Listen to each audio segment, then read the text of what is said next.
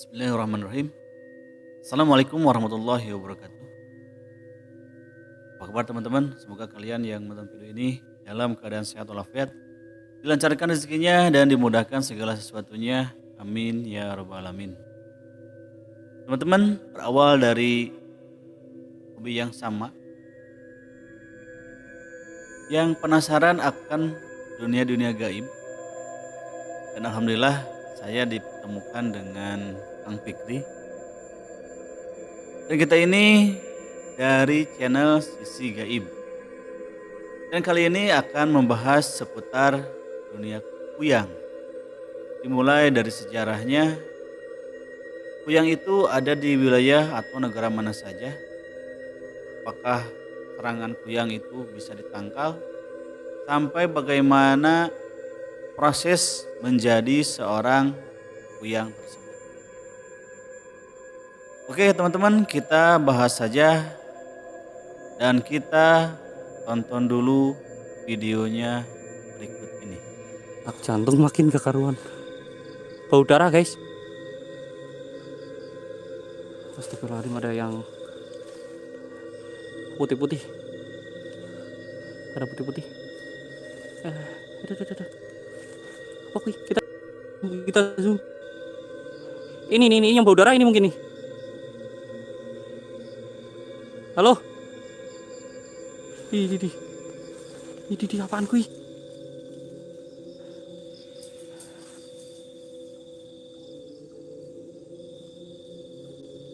Jangan. Di.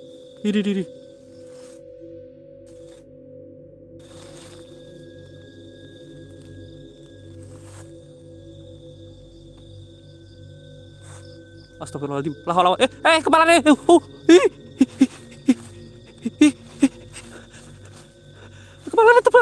Kepalanya terbang. Apa kui? Lepas dari badan ya Allah. Kuyang apa kui? Astagfirullahaladzim. Nah teman-teman, bagaimana setelah melihat video tersebut?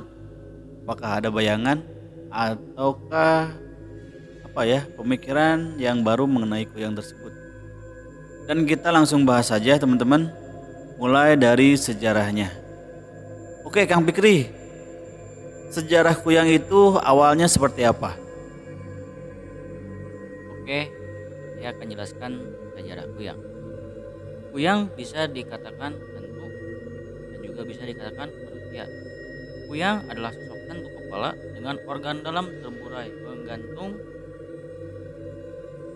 Kuyang di Indonesia ramai dan beredar di daerah Kalimantan. Biasanya pada malam hari, kuyang mencari darah orang hamil atau bayi yang baru dilahirkan. Oke, lanjut aja. Nah seperti itu ya penjelasannya. Sejarahnya itu berawal dari wilayah Kalimantan kalau di Indonesia ya. Jadi hantu kuyang itu adalah penampakan wujud atau sosok kepala dengan organ bagian tubuh yang menggantung terburai seperti itu ya. Terus kesukaannya wanita hamil ya, dan juga anak bayi yang baru dilahirkan. Ya, darah. Oh darahnya, bukan bayinya.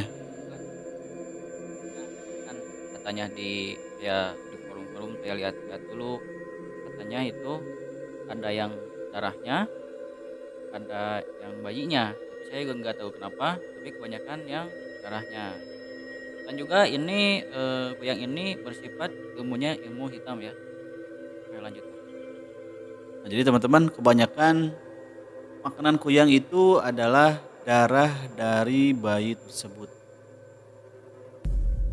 Untuk apa kegunaannya kalau misalkan kuyang tersebut memakan darah bayi tersebut?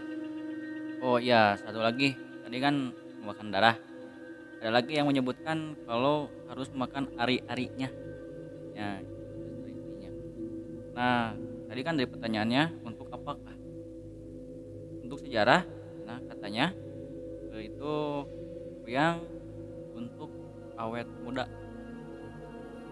Nah biasanya juga kuyang itu kan laki-laki, tapi perempuan itu. Nah, jadi dikarenakan ilmu kuyang ini berasal dari ilmu hitam ya Kang Fikri. Jadi dengan ritual memakan darah atau ari-ari dari orok ya dari bayi tersebut untuk mendapatkan awet muda ya. Nah, jadi si wajahnya tersebut tidak menua tetapi tetap lestari awet muda seperti itu. Nah, tadi ada jawaban ya dari Kang Fikri. Alasannya awal itu kuyang perempuan seperti apa? Mengapa harus perempuan nggak laki-laki? Soalnya kan kebanyakan yang mengilmu itu kebanyakannya dari laki-laki. Nah, untuk kuyang ini apakah ada alasan tersendiri mengapa itu perempuan? Menurut informasi saya pernah baca, tonton, ternyata kuyang itu berasal dari Kalimantan. Nah, di sana hanya ada saudagar kaya mempunyai istri simpanan. Nah, istri simpanan ini mau awet muda, terus dia pergi ke orang pintar. Nah, setelah itu dia dikasihlah itu tuh ilmu kuyang. Nah, awalnya dari sana. Oh, jadi sejarahnya pergi dulu ke orang pintar ya? Oh iya, dukun-dukun seperti itu. Nah, kalau boleh tahu dukunnya apakah laki-laki yang memberikan ilmunya ataukah perempuan? Nah, untuk informasi yang dukunnya saya tidak tahu, dikarenakan tidak dijelaskan. Saya juga tidak tahu informasinya. Tuh. Oh, jadi seperti itu ya. Nah, untuk pertanyaan selanjutnya Kang Fikri, wilayah kuyang apakah di Indonesia itu hanya di Pulau Kalimantan saja? Apakah ada di Jawa Barat, Jawa Tengah, Jawa Timur atau Sulawesi, ataukah di Papua, ataukah di wilayah Sumatera, ataukah di negara yang lain juga ada? Untuk kuyang di daerah negara Indonesia, yang kebanyakan kan di Kalimantan, tapi ada di Sulawesi juga. Tapi bukan kuyang disebutnya, itu namanya kalau nggak salah popo. Nah, untuk di negara-negara lain seperti Thailand ada namanya juga bukan kuyang tapi tasu. Terus ini bedanya hantu kepala dengan kuyang. Ini kan di wilayah Indonesia yang lainnya juga ada ya yang dinamakan hantu kepala. Apakah beda hantu kepala ini dengan kuyang ataukah sama? Ya, saya juga tidak tahu ya informasi untuk hantu kepala itu. Tapi menurut saya agak berbeda. Dikarenakan kuyang ini hantu kepalanya kan ada organ dalamnya yang tergantung. Tapi untuk hantu kepala biasanya tidak gitu. Jadi berbeda ya. Jadi kalau kuyang itu hantu kepala dengan usus atau organ bagian dalam tubuhnya itu menggantung keluar ya. Tapi kalau hantu kepala saja hanya kepalanya saja yang melayang-layang seperti itu mungkin ya. Nah, terus kalau kuyang ini berbahaya ataukah tidak? Nah, untuk informasi yang ini sepertinya kita harus tonton dulu video lagi ini. Karena nanti ada bagian penyerangan. Apakah berbahaya atau tidak, coba kita tonton dulu video ini. Oke teman-teman, nah untuk mendapatkan penjelasannya apakah kuyang itu menyerang atau tidak, kita tonton dulu video berikut ini. Bismillahirrahmanirrahim. Bismillahirrahmanirrahim. Allahu Akbar.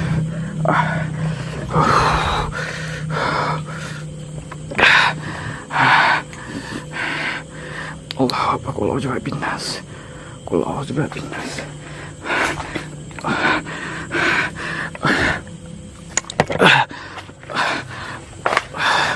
Qul a'udzu birabbin nas, malikin nas, ilahin nas. Allahu Akbar. Allahu Akbar. Allahu Akbar. Allahu Akbar. Allahu Akbar. Allahu Akbar.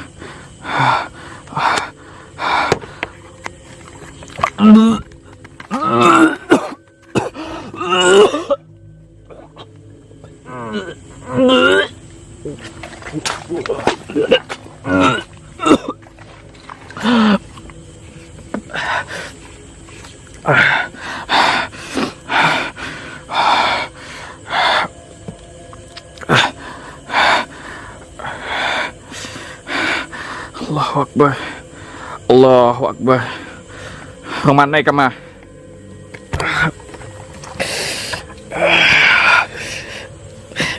Ikan bila hendak jam menyerang.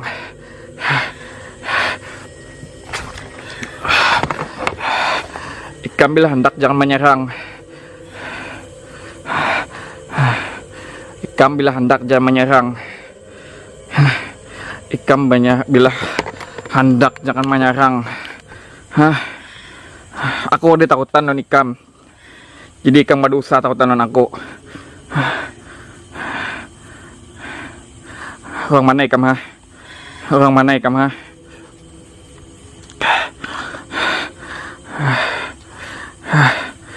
Orang mana ikan ha? Bisa ikan berpandir ha?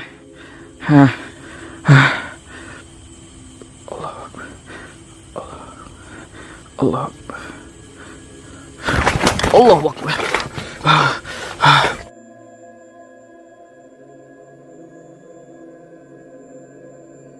Oke teman-teman, kurang lebih videonya seperti itu.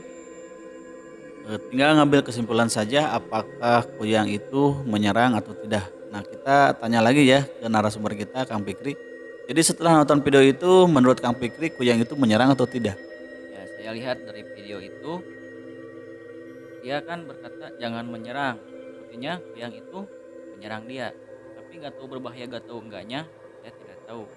Kan dia juga kuyangnya juga dia di sana dan dia juga lari-lari gimana gitu kan. Oke, untuk pertanyaan selanjutnya, bagaimana sih cara menangkal serangan dari kuyang tersebut? Untuk menangkal kuyang biasanya menurut orang Kalimantan ya di sana ada cara. Yang pertama pakai bawang putih, yang kedua pakai bawang merah, yang ketiga pakai ijuk. Nah, untuk yang lainnya yang pertama sih itu kan bawang putih rempah-rempahan. Nah untuk yang pertama kita tetap berdoa sama yang Maha Kuasa, dijaga dan minta pertolongannya. Jadi bawang putih atau rempah-rempahan tersebut sebagai sarana saja ya, sebagai alat, dan yang lebih utamanya itu berdoa kepada Sang Maha Pencipta yaitu Allah Subhanahu wa taala. Pertanyaan terakhir Kang Fikri, apakah ilmu dari kuyang ini dapat diturunkan kepada anak-anaknya atau kepada saudara-saudaranya yang lain ataukah tidak? Dan bagaimana cara proses penurunan ilmu tersebut? Ya, saya pernah dengar informasi, ada berbeda-beda informasi. Kuyang itu ada yang menurunkan ilmunya secara tidak sengaja. Dia lagi melayang-layang terus menurunkan ilmu ke siapa. Yang kedua ada yang dari ajian dari turun temurun, artinya dari orang tuanya dikasih ke anaknya. Ya seperti itu.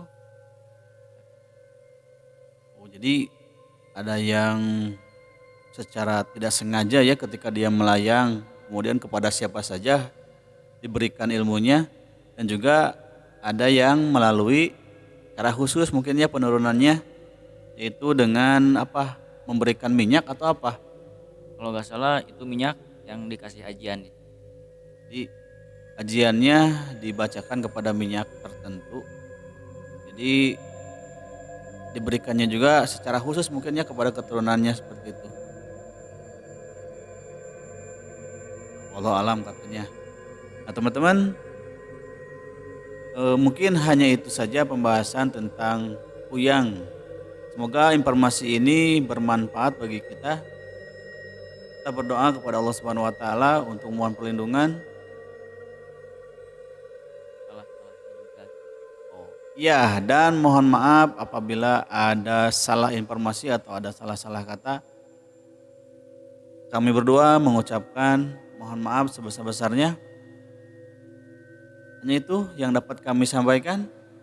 Kita akhiri saja sampai di sini dulu teman-teman. Wassalamualaikum warahmatullahi wabarakatuh.